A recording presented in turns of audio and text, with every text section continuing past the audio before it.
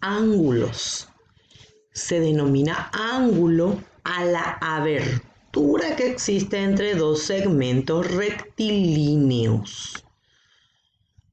Una abertura como esta, donde yo tengo dos semirrectas, el ángulo es la abertura de esas dos semirrectas y se denominan con una letra griega, ya sea alfa, beta, lambda, etc. Las unidades de medida utilizadas para medir la abertura de un ángulo dependen del sistema de medición. Se hablan de tres sistemas de medición: el sistema sexagesimal, el sistema centesimal y el sistema radian. Nosotros en este curso vamos a abordar el sistema sexagesimal. Sistema sexagesimal. Este sistema se divide a una circunferencia en 360 partes iguales.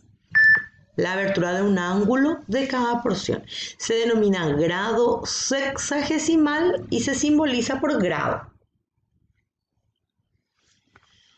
En algunos casos, el ángulo de un grado resulta ser una unidad muy grande, por lo que se vuelve a subdividir en 60 partes iguales, donde la abertura de ángulo de la porción recibe el nombre de minuto sexagesimal y así consecuentemente se vuelve a subdividir en segundo sexagesimal. Por tanto, en forma muy general podemos hablar del sistema sexagesimal como grado, minuto y segundo, con las simbologías correspondientes: 30 grados, 20 minutos y 45 segundos. Los ángulos se clasifican de la siguiente forma. Pueden ser ángulos adyacentes. Son los ángulos que tienen un vértice común. Este lado es adyacente a este lado, comparten uno de sus lados. Otro importante a la hora de hablar de ángulos están los ángulos complementarios. Dos ángulos, en este caso alfa y beta. Alfa es complemento de beta. Si la suma entre alfa y beta suman 90 grados.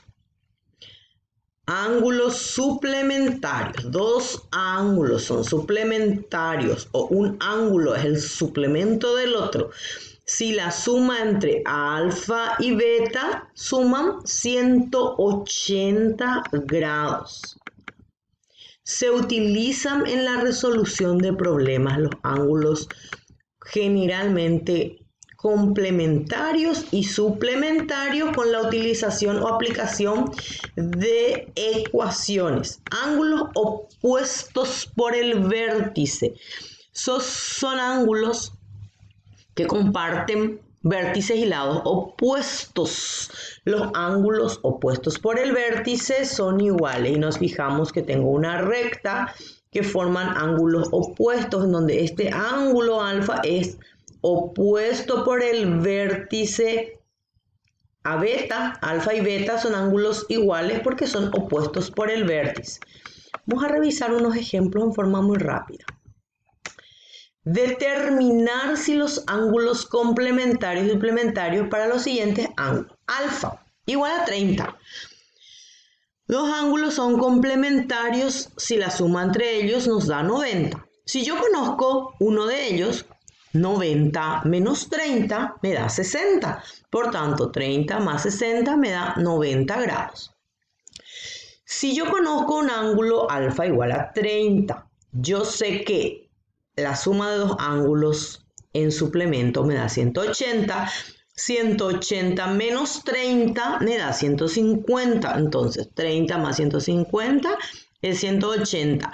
30 es suplemento de 150 o 150 es suplemento de 30. Tenemos otro ejemplo con 60 que podemos revisar de la misma forma. Algo importante, otro concepto importantísimo. Bisectriz de un ángulo.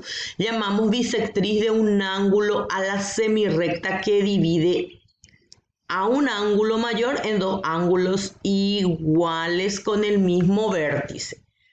Tipos de ángulos. Existen numerosos tipos de ángulos, los cuales iniciaremos citando y definiendo. Uno de ellos es el ángulo recto. El ángulo de recto es el ángulo que mide 90 grados. Este es un ángulo recto. El cuadrante, un primer cuadrante es un ángulo recto, 90 grados en el sistema sexagesimal. Ángulo llano es el ángulo que mide 180 grados. Ángulo agudo mide menos de 90 grados. Ángulo obtuso es el que mide más de 90. Todos relacionados. Ángulo nulo es el ángulo que mide 0 grados. Ángulo completo es el ángulo de 360 grados. Es importante revisar estas definiciones para trabajar con ángulos.